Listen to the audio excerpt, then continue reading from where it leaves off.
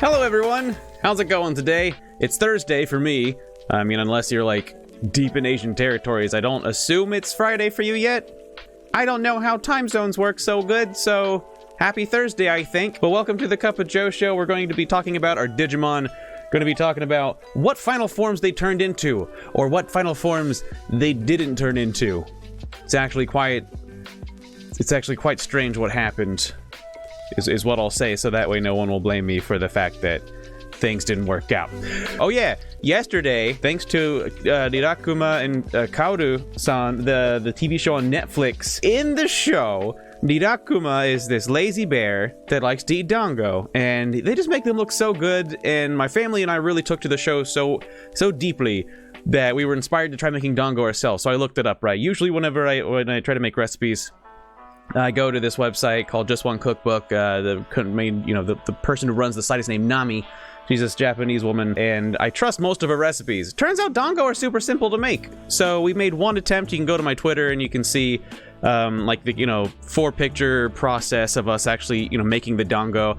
They came out okay, but they were weird shaped and the glaze was too thin. So then we made a second attempt, and I think this one really nailed it. Here's a picture of it. It's right there. There's the second dango we made. The glaze still isn't perfect. It's not. I kept worrying that I was going to burn the glaze, because it's like, you get to this point with glaze and you're like, that's just a rock at this point. But then it cools down and it kind of... Either way, it was really good. They were like this big, and I ate too many. And I claim that it was in the name of science and the furthering of the culinary arts. And they were good though, really tasty. Going to take a little while to get the rice ball part perfect, but I think it was good. It was a fun time, and Lily loved it too. It's gonna be one of those things, May the 5th is coming up soon. I believe in Japan, May the 5th used to be called Boys Day. Let me see, Japan, May 5th, because this is all part of Golden Week in Japan. Yeah, it's called Children's Day now. I think it used to be called Boys Day. Traditionally, you put out something called Koi Nobori, which is just like those long fish flags, but also one of the things that you could do is eat dango, because you just go around and you go to pop-up shops or whatever. So Lily's like, can we also celebrate Children's Day?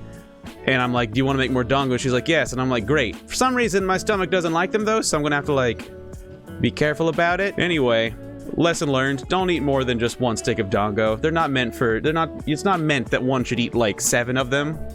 Like I definitely didn't do. I feel like this is a crowded stage. I got this phone over here. I got this Blastoise that's doing all right. It's got this derpy cannon. I'm just going to take him completely off the situation. I forget this guy's name, but it's, the rather, in the end, inconsequential final enemy of One Punch Man Season 1. Venusaur needs to get out of here. And finally, in case you were all wondering, and if you all tuned in, to this nanoblock building of the Gyarados. Yeah, see, look, it's already falling apart. If you were curious how they're doing, could be better. I mean, I'm sure it won't surprise you to know that they are a very delicate little flower, and you have to treat them very, very gently, or else they will just fall to pieces. I don't even know what I'm going to do with them. See, I want to clear the space out, but I think they have to kind of set here so they don't die. I have to watch them. It's a very, very high maintenance kind of nanoblock child. Shy KGB asks, did Slatemon and Craniumon evolve? Yeah, I know. That's the question. That's what we're supposed to be here for, but I got distracted by talk of dumplings and nanoblocks. Now, to reveal, Craniumon X is still here.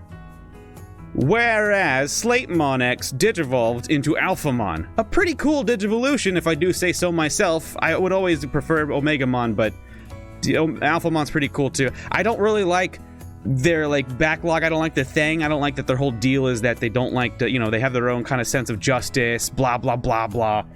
Don't get along very well with the other royal knights, blah blah blah blah. He's edgelord.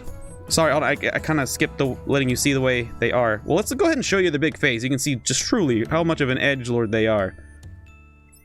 Yeah, see, we're just going to increment, just going to inch up to that situation. And where is his giant face? Okay, actually that's pretty cool. But yeah, did you see that edge? Did you see how big that edge was? Boy could have tripped on that edge. Freaking stabbed his eye out with that edge. He's a big, beefy, angry boy. So Craniumon didn't evolve. Why is this? Let me tell you why. Between Mega forms and Mega Plus forms, I had 48 hours, I believe it was 48 hours, to get requirements filled for another evolution, and it seems like the bare minimum was level 6. I had intended to get them to max level, but have you ever taken a Digimon in the Digimon X from level 3 to level 10?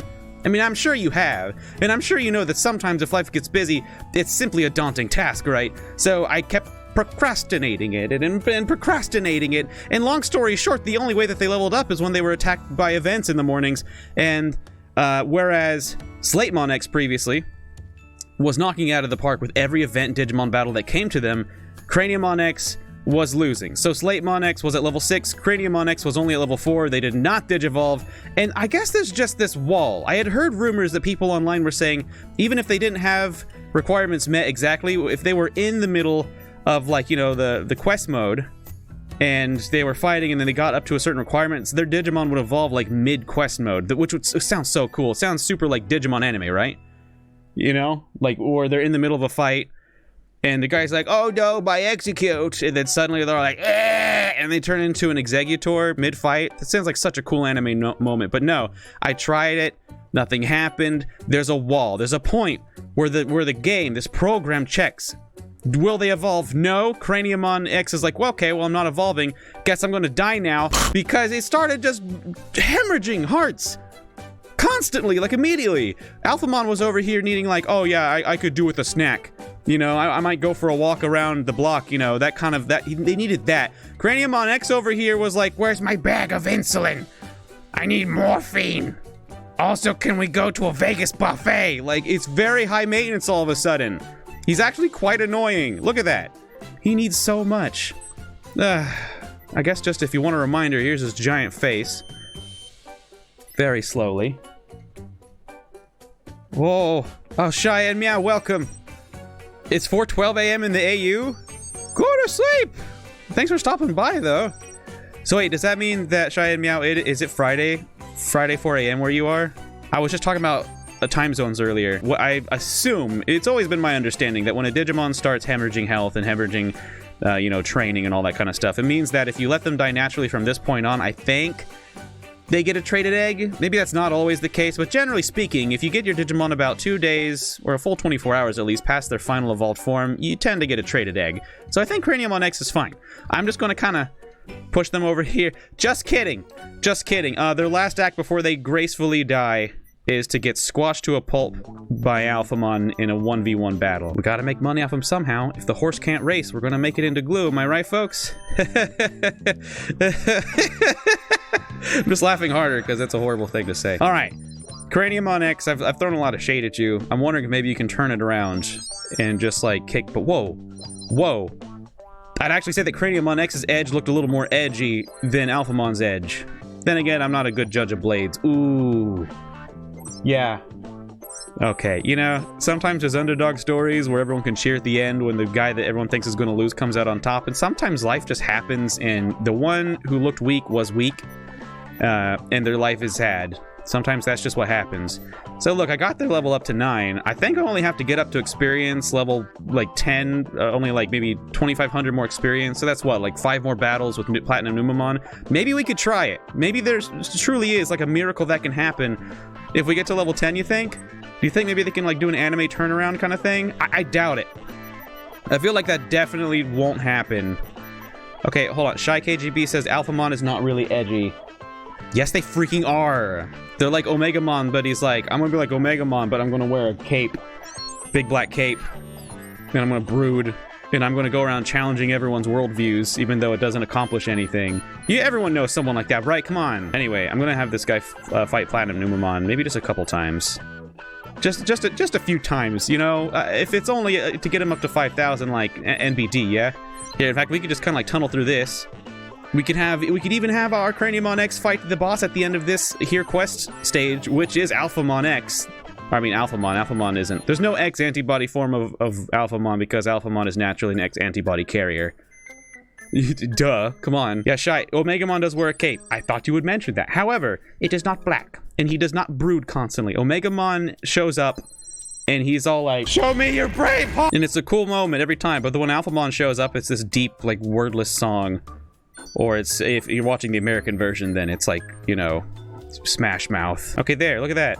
Didn't even show it, because honestly, I couldn't bear to have him go through that again. Look at it, he smashed Alphamon. Smashed him! So it can happen. It just so happens that Alphamon is the best my Alphamon's the best Alphamon. And Jombe's, my goodness, thank you for the 100 bits. Like, whoa, I don't know what's pulling up your account. Sorry, my phone's trying to dox you. Oh, hey, fun fact. I finished my crash course on developing web apps with React/Node.js. And I know some things now, and then I started to get to work on actually making the Twitch extension, and I realized I could probably use Streamlabs API instead to actually put something in the overlay. Look at that. Level 10. They leveled up, I leveled up. Let's go ahead and just for the sake of it, let's just take out Alphamon, okay? No, our virtual pet is not automated yet, unfortunately, no. I've just got the actual, like, concepts down for what I'm going to do with it. I've got the building blocks. Now I'm learning Streamlabs API. I'm just glad that I realized I needed Streamlabs API instead of Twitch's API before I actually started learning Twitch's API. Because I realized with Twitch API, I wouldn't be able to put the virtual pet in my overlay, so I couldn't see what it's doing. You guys would see what it's doing, but every time it would evolve, I'd have to take your word for it. There are other ways around it, but it just seems like Streamlabs API is a simpler way to do it. Because I can, like, put it in my OBS as an overlay. Look at that. There you go. Craniumon X level 10 versus Alphamon, probably the worst Alphamon. And then you evolve. Watch, here he goes. This is going to be great. Watch, it's going to be very anime. He's going to evolve right now. Watch. Inside the box, what's in the box? Evolution. Watch.